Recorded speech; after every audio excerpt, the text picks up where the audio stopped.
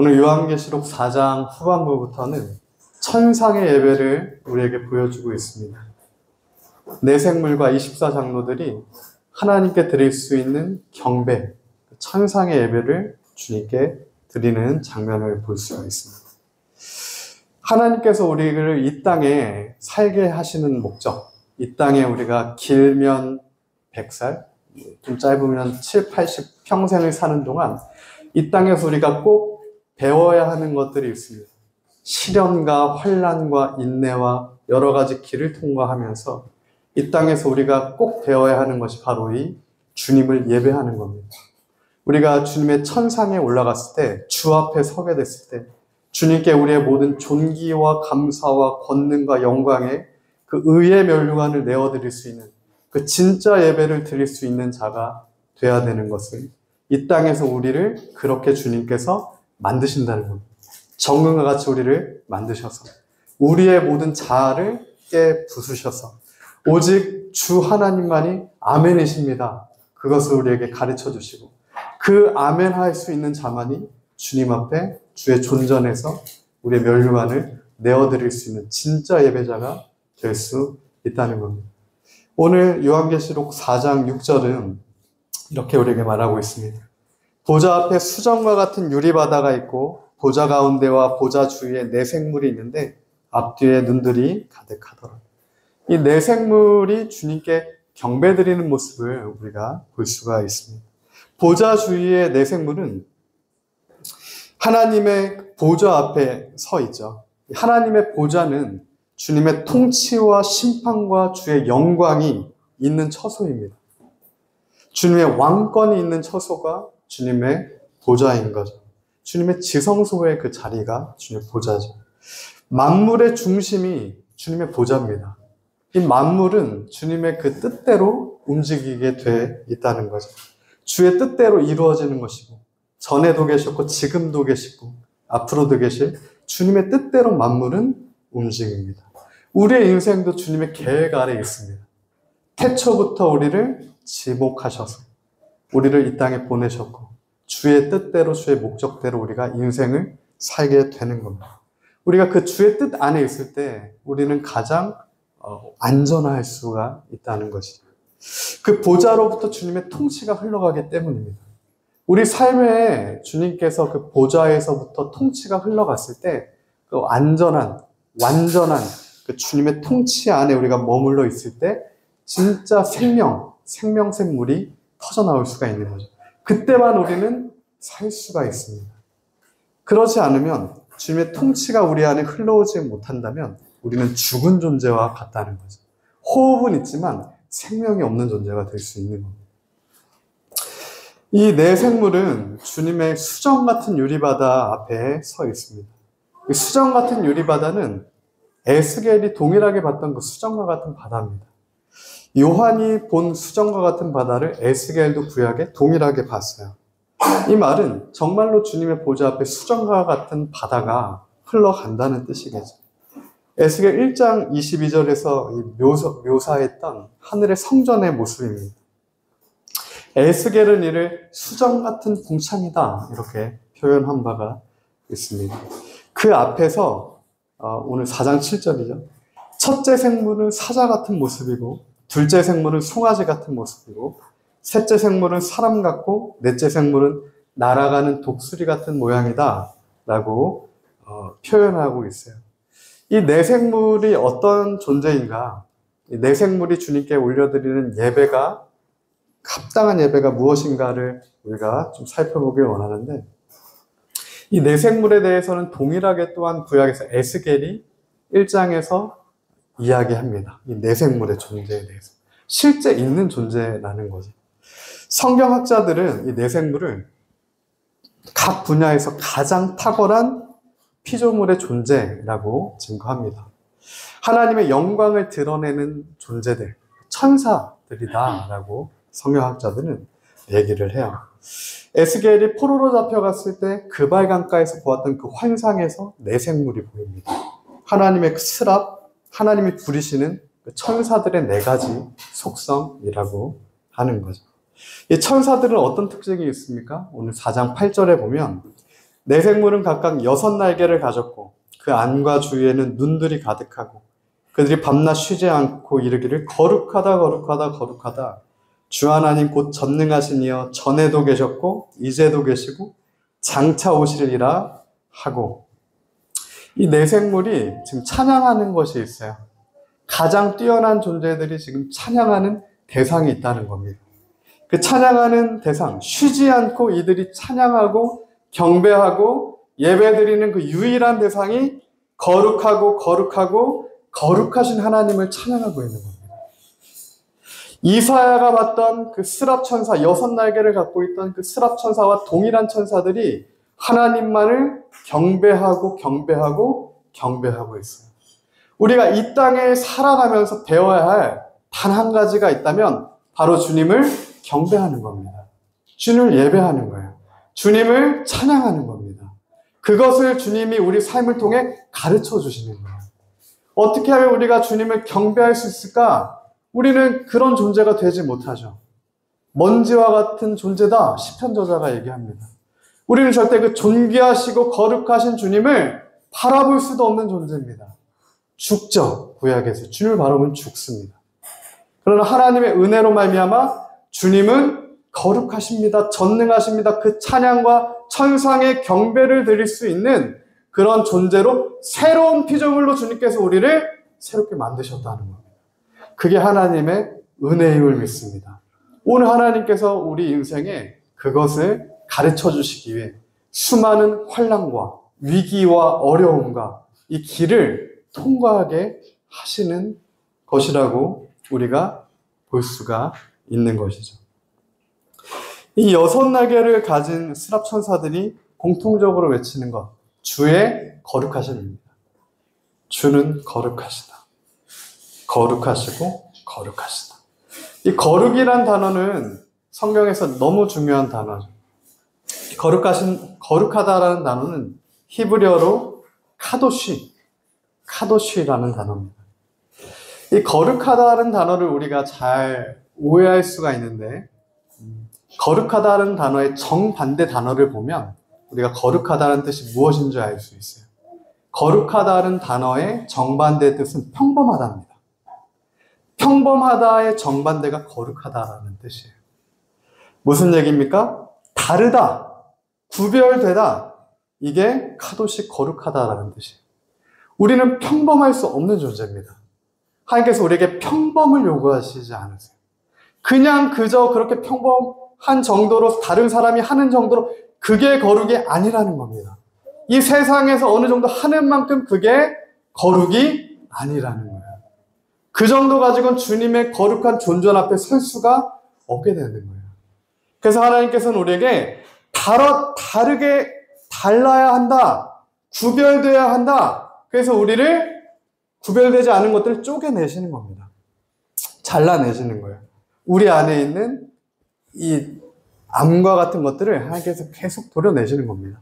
구별될 때까지, 달라질 때까지. 우리가 본질적으로 구별되지 않고는 거룩해질 수가 없습니다. 평범한 건 거룩한 게 아니라는 뜻이에요. 모세가 성막에서 이스라엘의 하나님이 거하시는 곳을 거룩한 곳 중에 거룩한 곳이다라고 불렀어요. 하나님의 거룩한 곳 중에서도 거룩한 곳이 지성소였습니다. 그 지성소가 어디입니까? 거룩하고 거룩하신 하나님이 임하시는 장소가 거룩한 곳 중에 거룩한 곳, 지성소, 드비르, 하나님의 다비르, 말씀이 들리는 그 지성소라는 얘기입니다. 하나님은 거룩하시고 또한 하나님이 거룩하시기 때문에 하나님이 거하시는 지성소도 거룩한 것이고, 그렇기 때문에 하나님의 사람들에게도 거룩함을 요구하시는 겁니다. 하나님께서 하나님의 사람들에게도 동일한 거룩을 요구하신다는 거예요. 구약에 보면 주님의 성소로 나아가는 제사장들의 발에는, 대제사장들의 발에 끈이 묶입니다. 끈. 그리고 방울 하나가 묶여요. 대제사장이 만약 자신을 성별하지 않고 거룩하지 않을 때 주님의 지성소에 들어갔을 때 죽게 됩니다. 근데 아무나 그 지성소에 들어갈 수 없기 때문에 살았는지 죽었는지를 확인하기 위해서 발에 방울 하나를 매달고 끈을 묶어서 밖에서 그것을 땡겨봅니다. 하나님께서는 우리에게 그 정도의 거룩함을 요구하신다는 거예요.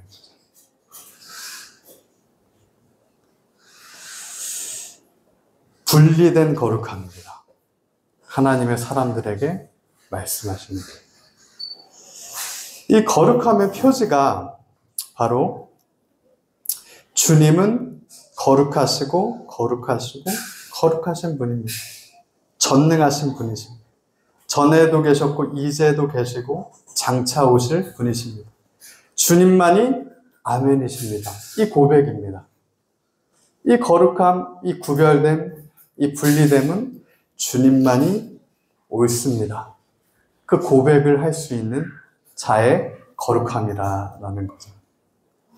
하나님이 말씀하시면 오늘 우리가 죽더라도 하나님 할 수 있는 그 정도까지의 거룩함을 하나님께서는 우리 개개인에게 다 말씀하신다는 사실이에요.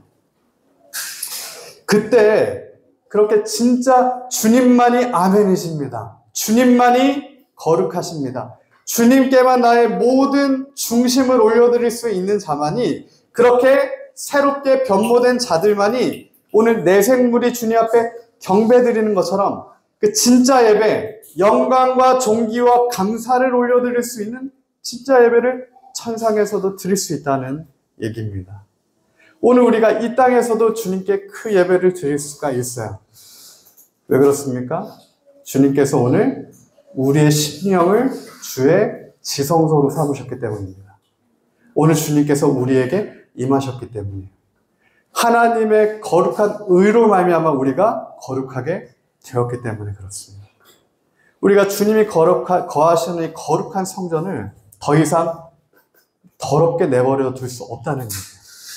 모든 죄를 솎아내고 회개할 것들을 잘라내고 오직 주의 거룩하심에 합당한 우리의 심령이 되어야 한다는 그 사실을 주님께서는 오늘 우리에게 말씀하고 계십니다. 하나님께서는 오늘 우리의 심령의 상태를 주 앞에 점검해 보기를 원하신다는 거죠. 입술로만의 회개가 아니라 진짜 삶의 회개가 있어야 한다는 겁니다. 진짜 거룩하게 되는 이들, 진짜 거룩한 이들, 정말 주님의 그 거룩에 합당한 크리스천이죠. 하나님의 사람들, 그들의 삶과 고백은 다릅니다. 평범한 세상의 사람들과는 달라요.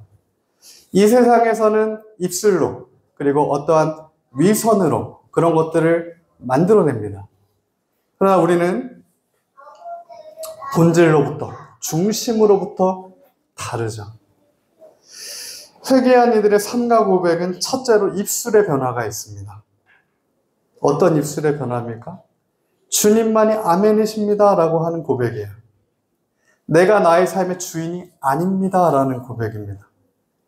나의 생각과 나의 뜻이 아니라 주님의 뜻만이 아멘이십니다. 그 고백을 할 수 있는 그 입술입니다. 주님께만 영광과 존귀와 권능이 있습니다 라고 하는 그 고백이에요. 그 고백이 진짜 회개한 자들의, 거룩해진 자들의 삶의 열매입니다. 만약 우리 삶에 오늘 우리가 주님만이 아멘이십니다 라고 하는 입술의 고백이 없다라고 하면 우리는 다시 회개의 지점부터 다시 나아가야 된다는 사실이죠. 둘째는 삶의 변화도 있습니다. 제가 존경하는 모퉁이돌 선교회 이상 목사님이 쓰신 책 중에 예 하나님이라는 책이 있는데, 이상 목사님 아주 어렸을 때 5살, 7살 때 어머니가 너는 북한으로 가라, 북한 선교를 해야 된다, 그 말씀을 하셨대요. 기도하시다가. 그래서 이상 목사님께서 그렇게 이제 북한 선교를 하셔야 되니까 어머니가 신장과 장기를, 눈을 팔아서 그 돈을 마련하려고 이렇게 하셨다라고 하는 것들을 책에 쓰셨고, 그 책 제목이 예 하나님입니다. 예 하나님, 순종의 삶이죠. 순종의 삶. 어떤 사람의 말에 순종이 아닙니다. 주님께서 나에게 말씀하셨을 때 그 순종인 거죠.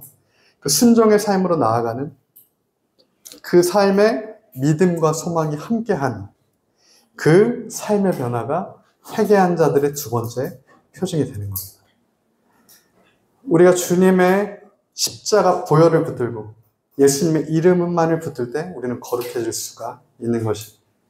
그 예수님의 이름만 붙들고 회개했을 때 우리는 온전해질 수가 있다는 거죠. 그때 그렇게 새롭게 된 이들, 그렇게 거룩해진 이들, 그렇게 온전해진 이들이 요한계시록 오늘 4장 10절에서 24장로들이 보좌 앞에 앉으신 이 앞에 엎드려 세세토록 살아계신 이에게 경배하고 자기의 관을 보좌 앞에 드리며 이르되 천사, 피조물 천사만이 아니라 24장로들, 예수를 믿는 자들, 정말 하나님의 사람들의 총합입니다. 24장로는 24명이라는 뜻이 아니고 정말 하나님의 영으로 새롭게 된 자들, 예수를 믿는 자들의 총합이에요. 우리가 주님 앞에 나중에 주의 존전에 서서 주 앞에 서서 24장로들과 같이 하나님 앞에 보좌 앞에 앉으신 이 앞에 경배하고, 이 경배 예배죠. 우리의 관을, 면류관을 주님께 내어드리는 그 예배를 드리게 된다는 거죠. 이때 경배하고라는 뜻은 프로스키네오라는 뜻입니다. 이게 진짜 예배예요. 경배하다. 프로스키네오. 예배하다. 나의 면류관을 보좌에 앉으신 주님께 내어드리는 것이 진짜 예배라는 뜻입니다. 프로스키네오라는 뜻이에요. 그게 천상의 예배죠. 우리가 주님 앞에 가면 그런 예배를 드릴 수가 있습니다. 근데 진짜 이런 예배를 드리기 위해서는 우리는 24장로처럼 흰옷을 입은 예수 그리스도의 공의로 흰옷을 입은 자가 되어야 되고요. 면류관이 있어야 됩니다. 주님께서 우리에게 마지막에 주신 그 관이 있어야 돼요. 우리가 면류관이 없는데 주님께 그 면류관을 내어드릴 수가 없는 겁니다. 이 땅에서 누가 면류관을 받게 됩니까? 주님께서 계속 우리에게 말씀하셨어요. 내 뜻대로가 아니라, 내 자아대로가 아니라, 나의 탐심과 욕심과 내가 하고 싶은 대로가 아니라 주의 뜻대로 끝까지 나아가서 이기는 자에게 줄 상급이 의의 면류관이다. 빌라델비아 교회에게 하신 약속이었습니다. 오늘 우리가 그 의의 면류관을 받는 자리까지 가서 정말 프로스키네오, 진짜 예배를 드릴 수 있는 24장로, 하나님의 사람들의 무리 안에서 주님께 우리의 관을 내어드리는 진짜 예배자가 되어야 합니다. 그것을 하나님께서 오늘 우리에게 가르쳐 주시는 것임을 우리가 믿습니다. 이를 이사야서는 이렇게 얘기합니다. 이사야 28장 5절이죠. 그날에 만군의 여호와께서 자기 백성의 남은 자에게 영화로운 면류관이 되시며 아름다운 화관이 되실 것이라. 그날에 주님께서 너희에게 임하시는 날에, 성령이 임하시는 날에 하나님께서, 예수 그리스도께서 우리의 아름다운 면류관이 되실 것이다. 주님이 우리의 의의 면류관이 되실 것이다. 아름다운 화관이 될 것이다. 그 약속을 하신 거예요. 주님이 우리의 면류관입니다. 주님께서 우리에게 그것을 약속하셨어요. 우리가 그것을 믿음으로 받아야 합니다. 주님께서 우리에게 주신 면류관. 이스라엘 백성에게도 약속하셨어요. 내가 너희의 면류관이다. 다른 면류관을 구하지 말아라. 이 세상의 재물과 명성과 너의 탐심과 어떠한 관도 쓰지 말아라. 두 가지 관을 쓸 수 없다는 겁니다. 주님이 주시는 의의 면류관을 쓰든지 내가 만들어낸 거짓 관을 쓰든지 둘 중에 하나만 쓸 수 있다. 근데 이스라엘은 어떠했습니까? 자기가 만든 우상의 더러운 관을 금관이라고 생각하고 써버린 거예요. 하나님이 주시는 관을 거부하게 되는 겁니다. 그때 주님의 거룩한 영광이, 거룩하고 거룩하신 하나님이 이스라엘이 쓴 거짓된 것을 보시고 떠나가시는 것을 우리가 볼 수 있어요. 예레미야 애가 5장 16절입니다. 예레미야는 이스라엘이 완전히 무너진 것을 보면서 애곡하는 겁니다. 하나님의 영광, 거룩하신 하나님의 영광이 우리를 떠났구나. 그때 뭐라고 말씀하십니까? 우리의 머리에서 면류관이 떨어졌사오니 오호라 우리의 범죄 때문이다. 하나님 때문이 아니라 합니다. 우리는 하나님 탓을 하죠. 주께서 나에게 허락하시지 않았습니다. 하나님 탓을 합니다. 그러나 예레미야는 거룩한 구별된 예레미야는 정확하게 보고 있어요.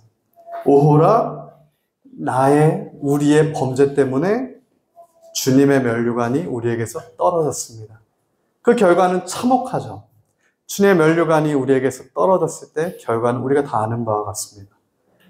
산산조각 나는 경험을 하게 되는 거죠. 포로로 끌려갑니다. 아무 소망이 보이지 않는. 하나님께서 우리 삶 가운데 이러한 경험들을 또한 허락하시는 이유들이 있어요. 진짜 주님의 면류관을 써야 되기 때문에 그렇습니다. 내가 만들어낸 관을 부셔지게 되는, 이렇게 우리가 산산조각 났을 때만 부셔집니다. 그 전까지는 절대 부셔지지 않는 게 내가 만든 관이라는 거죠. 이스라엘의 역사를 보면 알 수 있습니다. 그렇기 때문에 하나님께서 허락하신 거예요. 허락하십니다. 그 관을 부수기까지. 그 관이 부서집니다. 사랑의 하나님은, 우리를 사랑하신 하나님은, 은혜의 하나님은 다시 새로운 관을 우리에게 주시죠. 스가랴 6장 11절에서 12절입니다. 다 같이 한번 읽어보겠습니다. 시작. 여호사닥의 아들 대제사장 여호수아의 머리에 씌우고 말하여 이르기를 만군의 여호와께서 이같이 말씀하시되 보라 싹이라 이름하는 사람이 자기 곳에서 도사하서 여호와의 전을 건축한다. 스가랴는 성전 재건을 앞두고 대제사장 여호수아와 스룹바벨을 통해 성전을 재건하게 되는데, 그때 하나님께서 여호수아의 머리에 다시 주님의 면류관을 씌워주십니다. 잃어버린 관이에요. 산산조각 났던 관, 이제는 관이 보이지 않는 그 대제사장 여호수아에게 주님의 면류관을 다시 씌워주십니다. 그리고 말씀하시는 거예요. 싹이라 이름하는 사람, 이 싹이라 이름하는 사람은 예수 그리스도입니다. 앞으로 예수 그리스도가 오셔서 여호와의 전을 건축할 것이다. 그래서 예수님께서 이 땅에 오셨을 때 헤롯 성전을 보시면서 무너뜨려라, 이 거짓 성전을 무너뜨려라, 내가 진짜 성전을 4일 만에 세우겠다, 그렇게 말씀하셨어요. 진짜 여호와의 전을 예수님께서 건축하셨습니다. 그 진짜 여호와의 전을 건축한 그 건축한 전이 지성소가 이제는 우리의 심령이 되는 거죠. 우리 한 명 한 명이 여호와의 전입니다.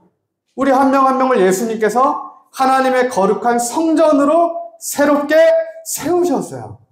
우리는 거룩한 주님의 성전입니다. 평범하거나 더럽거나 오염된 그런 존재가 아니라 거룩하신 하나님이 임하시는 거룩한 성전으로 주님께서 우리를 다시 세워주셨다는 사실이에요. 그 예수 그리스도의 십자가 은혜가, 보혈의 능력의 은혜가 오늘 우리에게 있습니다. 주님의 은혜입니다. 이를 디모데후서 4장 8절과 야고보서에는 다음과 같이 증거해요. 사도 바울은 디모데에게 이렇게 말하죠.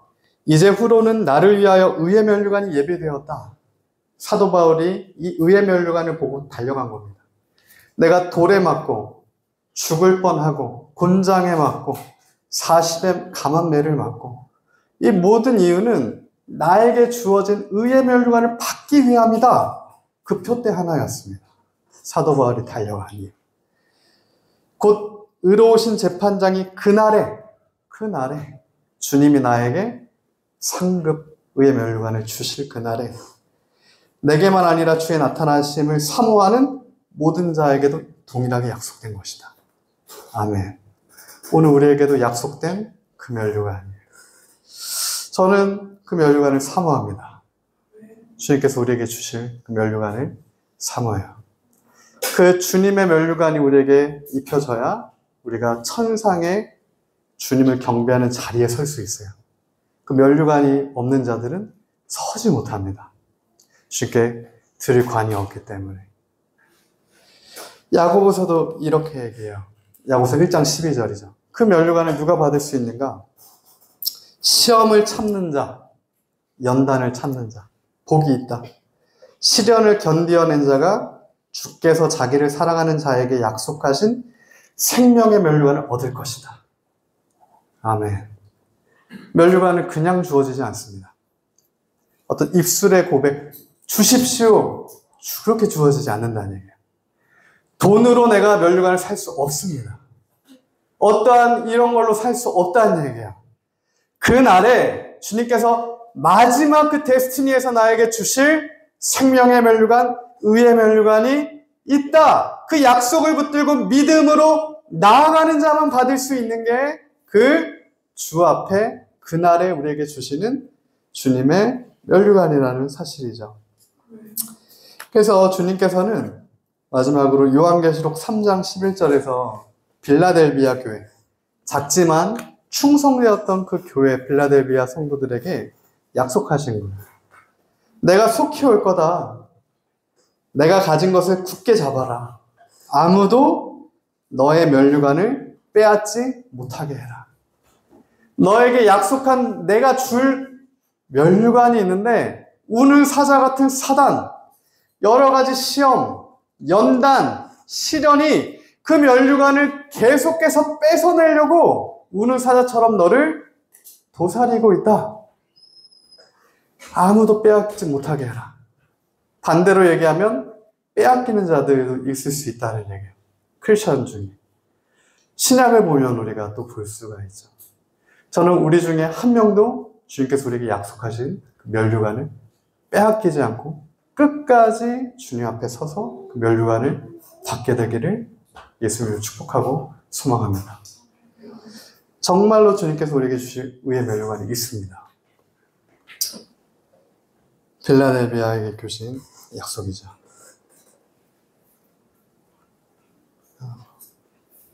우리가 이 의의 면류관을 받은 자, 성경에 여러 인물들이 있습니다.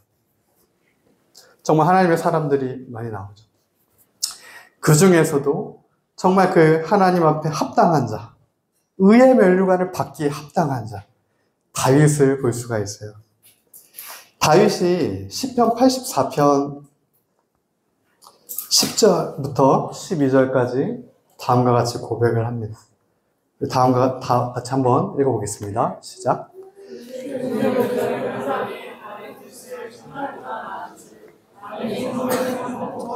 내 하나님의 성전 문지기로 있는 것이 좋사오니 여호와 하나님은 해요 방패이시라. 여호와께서 은혜와 영화를 주시며 정직하게 행하는 자에게 좋은 것을 아끼지 아니하실 것이니라. 만군의 여호와여 주께 의지하는 자는 복이 있나이다. 아멘. 이 시는 고라자손의 시인데 다윗이 쓴 시입니다. 다윗이 이 시를 언제 썼냐면 압살롬의 반역에 의해서 쫓겨나갔을 때 썼어요. 다윗의 집에는 칼이 끊어지지 않았습니다. 다윗의 죄로 말미암음이죠. 다윗의 그 죄로 말미암아 칼이 계속 다윗의 가문에 있었어요. 압살롬의 반역 역시 다윗의 범죄함 때문이었습니다. 그렇게 쫓겨나가면서 말년에 모든 것을 정말 자기 아들이 반역하는 모든 것을 잃어버리는 그 상황 가운데 다윗이 고백하는 겁니다. 진짜 하나님을 향한 경배, 정말 하나님을 향한 찬송, 감사, 존귀.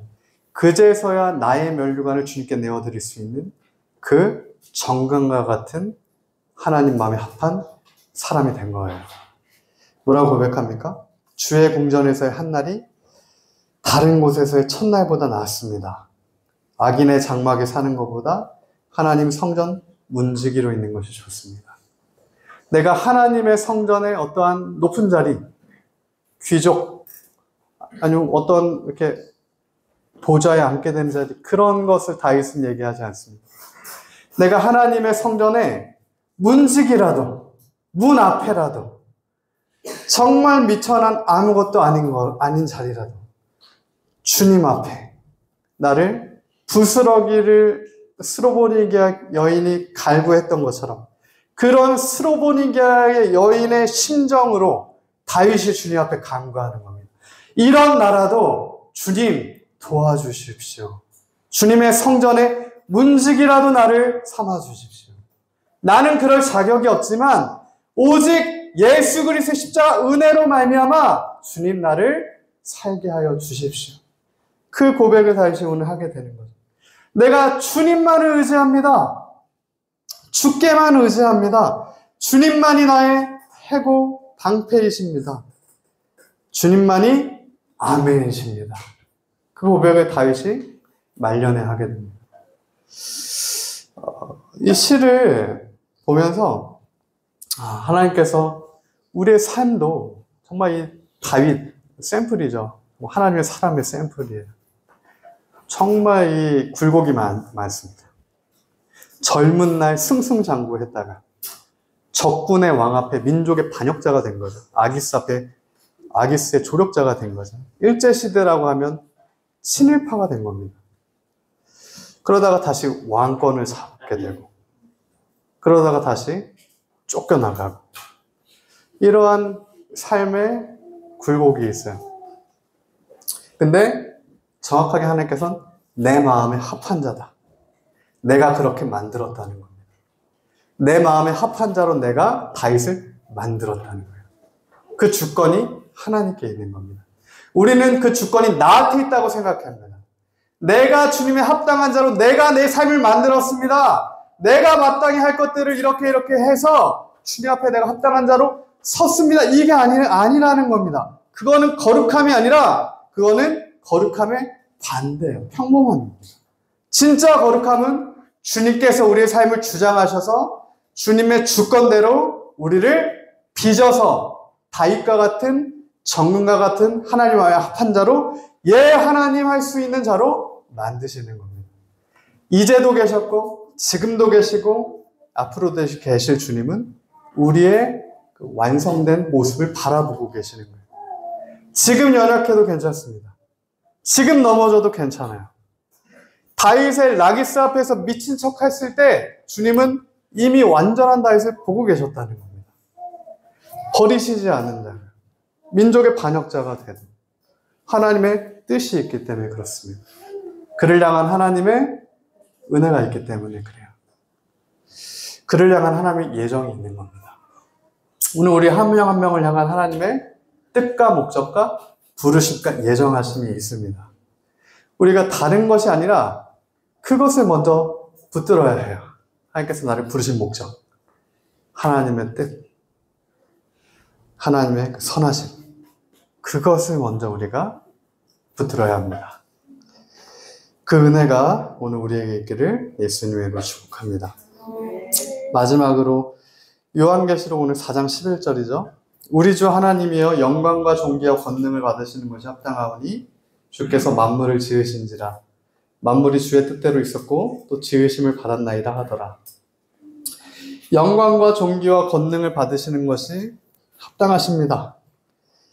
근데 9절에서는 영광과 존귀와 감사를 주님 받으시기 합당하십니다 라고 고백했는데 11절에는 권능으로 바뀌었습니다. 감사가 권능으로 바뀌었어요. 감사가 곧 권능이라는 겁니다. 감사와 권능은 같아요. 우리가 주님 앞에 나중에 뭘 드릴 수가 있겠습니까? 이 땅에서 우리가 주님께 드릴 게 뭐가 있겠어요? 집회로 모이는 것, 중심 없이 집회 성회로 모이는 것, 중심 없이 주님께 앞에 서는 것 하나도 주님 기뻐하지 않는다고 말씀하셨습니다. 우리가 정말 주님을 향한 중심으로 주님께 영광과 존귀와 감사와 권능을 올려드릴 때만 주님께서 그 예배를 받으신다는 거죠. 오늘 우리는 주님께 그 예배를 드리고 있습니까? 오늘 우리가 존귀를 주님께 올려드리고 있습니까? 우리 삶이 존귀합니까? 오늘 우리가 주님께 영광을 올려드리고 있습니까? 우리 삶 가운데 영광이 있습니까? 오늘 우리가 주님 앞에 감사를 올려드리고 있습니까? 우리 삶에 감사가 있습니까? 아니면 우리 삶에 권능이 있습니까? 주님께 올려드릴 수 있는. 영광과 존귀와 권능과 감사가 주의 영으로 말미암아 오늘 우리 삶에 예배하는 예배자들에게, 거룩한 주님의 자녀들에게 회복되기를 예수님을 축복합니다. 회복돼야 됩니다. 우리의 힘으로는 안 되지만 오직 주님으로는 됩니다. 그 소망의 하나님께서 우리에게 그 소망을 주세요. 감사가 권능입니다. 우리 삶의 그 권능을 회복해야 됩니다.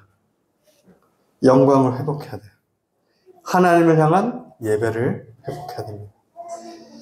영광과 존귀와 감사와 권능이 주님께 있습니다. 그 은혜가 회복되어야 됩니다. 오늘 그 은혜를 회복하게 되는 주의 날이 되기를, 주의 존전 앞에 서는 오늘 예배 날이 주의 날이 되기를 예수님을 축복합니다. 자, 함께 합심하여 기도하며 나아가겠습니다.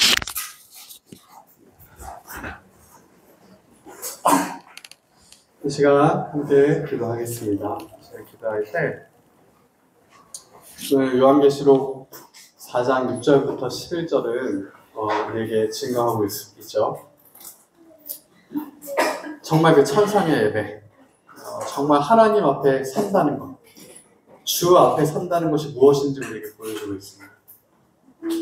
거룩하고 거룩하신 주님 앞에 서려면 우리도 거룩하고 거룩해야 됩니다. 근데 우리 삶 가운데 거룩하게 하지 못하는 것들이 너무 많습니다. 여러 미디어도 그렇죠. 음란함도 그렇습니다. 알코올의 문제, 이성의 문제, 여러 가지 문제들이 산재하죠. 사람은 모르지만 나는 알죠. 내가 죄를 지었으니. 주위 사람은 모릅니다. 하나님은 아신다는 거죠. 거룩하신 하나님 앞에 살려면 하나님 우리도 거룩한 주님의 지성소가 되어야 합니다. 하나님 도와주시옵소서. 하나님 우리가 스로우니게 여인처럼 간구합니다. 우리 안에 사랑 것이 없음을 고백합니다.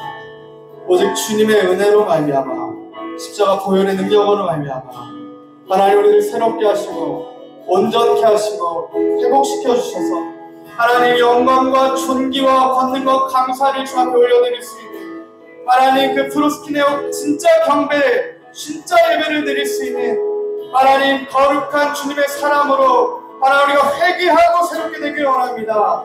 주님의 은혜를 간구합니다.